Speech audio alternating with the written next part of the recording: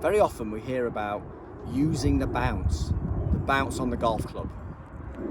So let me show you what that is, actually. So I have a 52-degree lofted wedge here, and it has 10 degrees of bounce, which is this angle between the front edge, the leading edge, and this bounce here, this back part, and that angle is 10 degrees.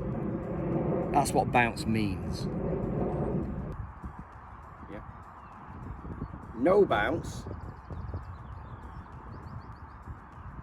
Bounce. If I open the face any amount, I will start to use the bounce. Okay. So the bounce, the slightly open face and the bounce of the club will definitely produce a higher, softer landing shot for, you know, fast greens or over a bunker without much space. It's a really useful shot. I really like using it.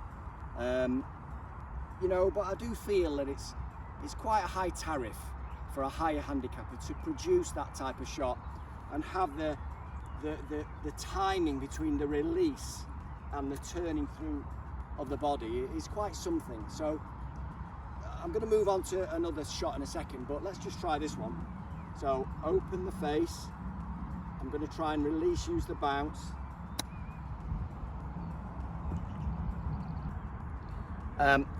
So a shot that doesn't use the bounce as much, so it probably won't produce such a high shot. But let's be honest, you know, normally the greens that we play on, you know, we're not playing at Augusta, we're playing on pretty slow greens generally speaking. So the times we need that particular shot, the very, very high shot and soft landing shot, you know, is not very often. So here's a more sort of standard way of playing a nice chip shot around the green. I still using my 52. To be honest, you could use any club doing this type of method, which is pretty useful really. And that is that, well, first of all, let me explain about stances and ball position.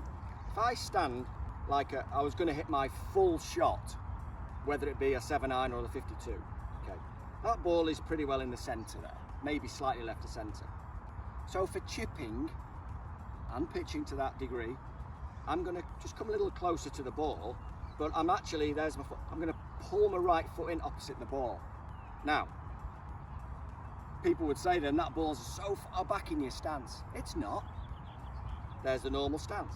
All I've done is pull my right foot in. So you're not playing the ball too far back. My hands are slightly forward to sort of guarantee I'm going to pinch the ball. And there's another argument. You know, people say, well, don't have your hands too far forward, too much weight left, which I agree with, that you'll pick it up and you'll chunk it, you'll hit behind it all the time. That's not true. It is true if you pick it up like that and hit down with a wrong swing path. Yeah, absolutely, it's too steep. You may hit behind the ball very often. I'm not advocating that. What I'm saying is that if we have that stance and the ball back, okay, if we have this nice curve and turn inside, okay, then we have this sort of medium length shot, height shot, sorry, and I didn't take any divot there. And that ball came out the middle, got a nice little sort of mark of grass there, okay, because my swing path was correct. So I'm going to show you that from behind. Okay.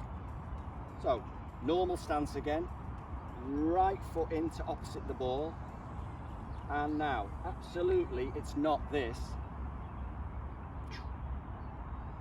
All right, hands forward, it's this.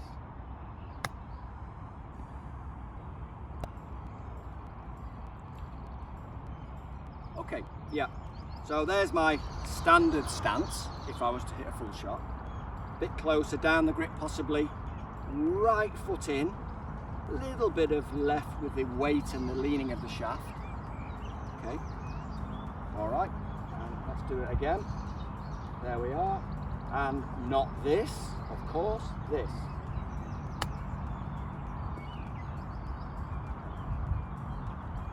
So no divot there. It was a nice sort of kiss of the turf. It wasn't too steep because I had the right path. There we go. It's not this. All right, hope that helps you. and subscribe if you can. Thanks.